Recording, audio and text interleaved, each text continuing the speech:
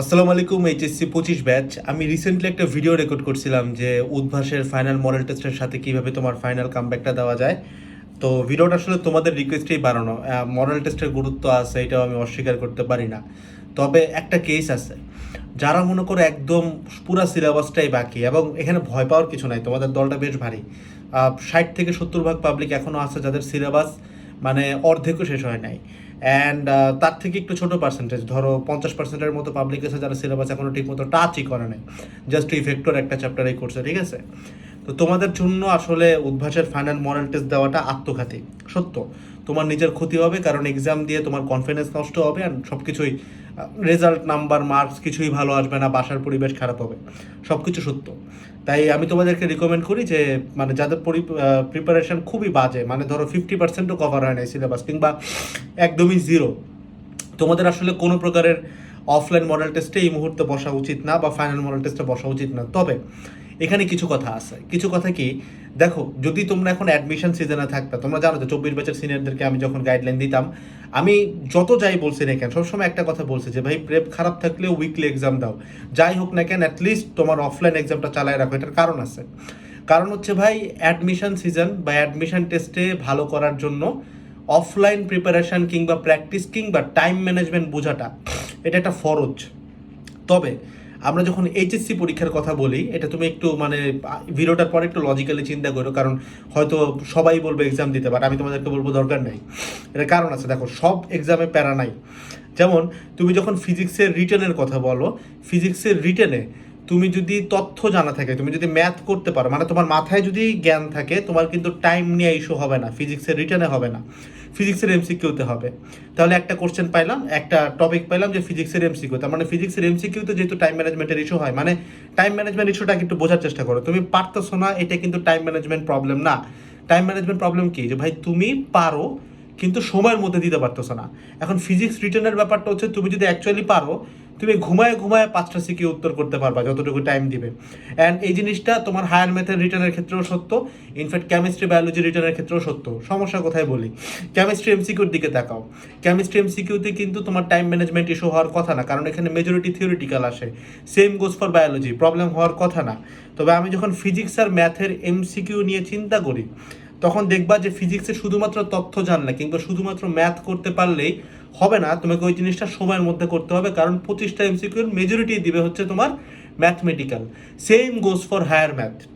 Higher ম্যাথের এমসিকিউতে শুধুমাত্র তথ্য কিংবা শুধুমাত্র ম্যাথ করতে পারলেই হবে না, তোমাকে টাইমের উপরেও রপ্ত থাকা লাগবে, মানে স্কিলটা থাকা লাগবে। ঠিক একইভাবে আমরা যখন বাংলার কথা বলি, দেখো, বাংলা ফার্স্ট পেপারের এমসিকিউ তুমি কোনোদিনও আটকাবা না, মানে যদি তথ্য জানা থাকে, তথ্য জানা থাকলে সময়ের কারণে তুমি আটকাবা না, তার মানে এখানে প্র্যাকটিসের কিছু নাই। তবে বাংলার সিকিউর কথা যদি তুমি বলো, first paper second paper both, এই দুইটা রিটেনেই তোমার কিন্তু খুব ভালো মতো টাইম নিয়ে প্যারা হবে। তার মানে আমরা কয়টা সাবজেক্ট পাইলাম একটু নোট ডাউন করি, তুমি তোমার সামনে খাতা থাকলে লিখে ফেলো। ফিজিক্স ফার্স্ট পেপার শুধুমাত্র MCQ, higher math first paper মানে ফিজিক্স ফার্স্ট সেকেন্ড শুধুমাত্র MCQ, higher math first second শুধুমাত্র MCQ, Bangla first second written, MCQ না। বাংলার এমসিকিউতে কিন্তু টাইম ম্যানেজমেন্টের প্রবলেম হয় না, সব কিছু থিওরিটিক্যাল, পারলে হবে, না পারলে নাই, ঠিক আছে? এই হইতেছে গিয়ে তোমার ওভারঅল কথাবার্তা। তাহলে দেখো, এই কয়টা জিনিস কিন্তু ভাই পরীক্ষা দিলেই হয়ে যাচ্ছে।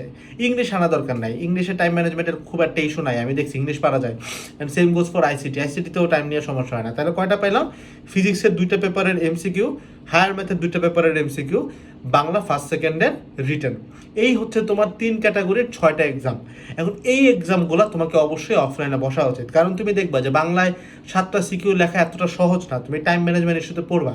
এই ক্ষেত্রে আমার সাজেশন হচ্ছে, ফিজিক্সের প্রত্যেক পেপারের এমসিকিউর জন্য কম করে হইলেও 2টা এক্সামে বসো, হায়ার ম্যাথের প্রত্যেক পেপারের এমসিকিউর জন্য কম করে হইলেও 2টা এক্সামে বসো, অ্যান্ড বাংলা ফার্স্ট সেকেন্ডে রিটেনের জন্য 2টা করে অ্যাটলিস্ট এক্সামে বসো। এখন এই মানে জাস্ট তুমি এক্সাম দিচ্ছ কয়টা, দেখো, ফিজিক্স ফার্স্ট সেকেন্ড, তাও পুরাটা না, রাইট, জাস্ট এমসিকিউ। প্রত্যেক পেপারে 2টা করে চিন্তা করলে physics first second, math first second, just MCQ, Bangla first second, তাহলে 6টা জিনিস হচ্ছে, 6টাতে 12টা এক্সাম। তো মাত্র এই কয়টা এক্সাম, মানে তাও পার্শিয়াল এক্সাম, এটা দেওয়ার জন্য কিন্তু তোমার কোনো বড় এক্সাম ব্যাচে ভর্তি হওয়ার কোনো দরকার নাই, ঠিক আছে? তাহলে এই কেসে আমি তোমাদেরকে বলবো, ভাই বাসায় কোনো একটা ভাইয়াকে নিয়ে, যদি পসিবল হয়, অনেকেই আছে দেখবে এরকম টাইমে, অনেকেই আছে যে অনেক খুব কম খরচে করে দেয় এগুলা, যে তোমার এসে এক্সাম নিয়ে যাবে, কিংবা আঙ্কেল আন্টিকে বলতে পারো, অথবা 4-5টা বন্ধু মিলে একটা জায়গায় বসে দিতে পারো।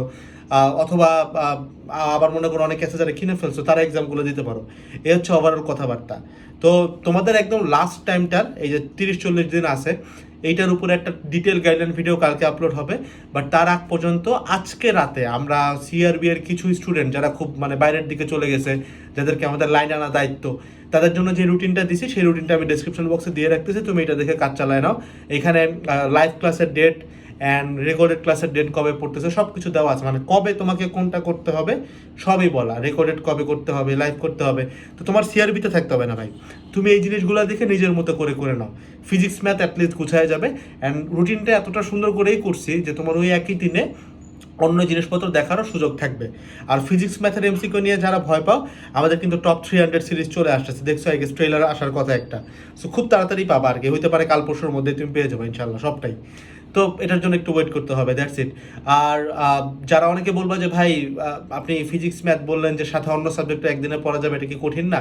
প্রথম দুইটা লজিক নাম্বার 1 হচ্ছে আমরা ফিজিক্স ম্যাথ পুরাটা শেষ করতেছি তোমাদের মাত্র 26 দিনে বা 25 দিনের মধ্যে, তারপরে হাতে টাইম থাকে। এটা হলো 1 নাম্বার কথা। যদি কেউ না করতে পারে এটা একটা ফ্যাক্টর আছে, কারণ যারা নিজেরা পড়বা তোমাদের পক্ষে হয়তো ফিজিক্স ম্যাথ ধুপধাপ করে একদিনে 2টা চ্যাপ্টার শেষ করা পসিবল না, কারণ আমি তো তোমাকে 1 ঘন্টায় দিচ্ছি, তুমি চাইলে এখন 1 ঘন্টার কন্টেন্ট গুছাইতে পারবা না। এবং আমার 1 ঘন্টার কন্টেন্টের কনফিডেন্স কিরকম তোমরা জানো, 24 ব্যাচের ভাইরা নিজেরাই তোমাদের এটা বলে দেবে যে আমরা কিরকম কমন দিই all and all, varsity engineering সবখানে। তো যে লোক যারা ভার্সিটি ইঞ্জিনিয়ারিং এ কমন দিতে পারে তাদের কাছে এইচএসসি তো ডাল ভাত, আলহামদুলিল্লাহ। তোমাদেরও দোয়া আছে অবভিয়াসলি, আল্লাহর রহমত। বাট এনিওয়েজ বললাম আর কি। তো এইগুলো তো আমরা এই কারণে একটু রুটিনটা একটু সংক্ষেপ মানে ফাস্ট দেওয়া, তো এই ক্ষেত্রে তোমার একটু বেশি সময় লাগবে, এটা ট্রু। তাহলে সময় যদি বেশি লাগে সেটা হয়তো বা 20 দিনটা 40 দিনে যাবে, এইটুকুই। বাট তারপরে তুমি যদি নিজের মতো সর্বোচ্চটা খাটতে পারো, এখান থেকে ফল পাবা। তো এই হইতেছে পুরো গাইডলাইন ভিডিওটা। কালকে একদম পুরো একটা ডিটেইল প্ল্যান নিয়ে আরো একটা ভিডিও হবে, বাট আপাতত এই প্ল্যান অনুযায়ী চলতে থাকো, কারণ এই প্ল্যান চেঞ্জ হবে না, এই প্ল্যানের জায়গাতেই থাকবে। এবং এটা কিন্তু আমাদের একদম পেইড প্রাইভেট স্টুডেন্টদেরকে এই প্ল্যানগুলো আমরা প্রতিদিন পাঠাই, মানে আমরা কিন্তু তাদের জন্য পার্সোনাল মেন্টরিংয়ের একটা সিচুয়েশন রাখছি, সিস্টেম রাখছি। তো এই আর কি। তো তোমাদেরকে এটা ওপেন করে দিলাম একটা প্ল্যান, দেখে নিজের মতো করে চালাতে থাকো। জাস্ট মেক শিওর করো ডেডলাইনের সাথে যেন 2 দিন ক্রস না করো, 2 দিন প্লাস হয়ে গেলেই বুঝবো বিপদে পড়ছো, ঠিক আছে? আমরা আমাদের স্টুডেন্টদেরকে এভাবেই ট্রিট করি। That's all about it. আসসালামু আলাইকুম, টাটা।